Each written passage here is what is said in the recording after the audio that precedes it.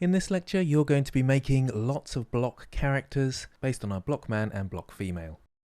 Okay, so we've made a block female and a block man, and my next challenge to you then is to create your own character out of these models.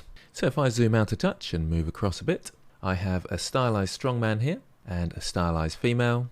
So this is my simple example, and you can do your own.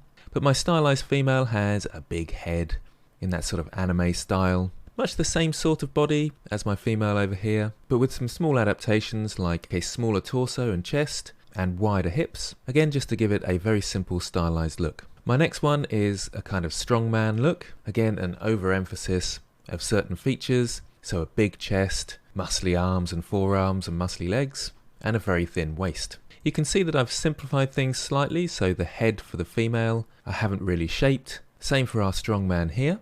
It's all kept nice and simple. I've got separate blocks on the feet, but that doesn't really make any difference. There's one very slight difference with each of these in that the neck has a much smaller poly count around the neck than these ones up here.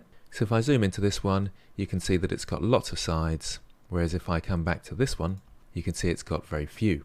I'll quickly show you that in case you're interested in going for this very low poly look. I'll shift right click just here, shift A to add, mesh and then cylinder. When you add an object, down the bottom left here, you have its parameters and you can change the vertex count. In this case, I think I did something like 8. I always choose a number that's divisible by 4 in case you want to mirror in the X and Y axis. It makes it much simpler. As soon as I edit this in any way, let's say I scale it down, this menu disappears and we've now got the resize menu. We can't go back to it, we've edited the shape, so Blender's assuming you wanted to keep those parameters.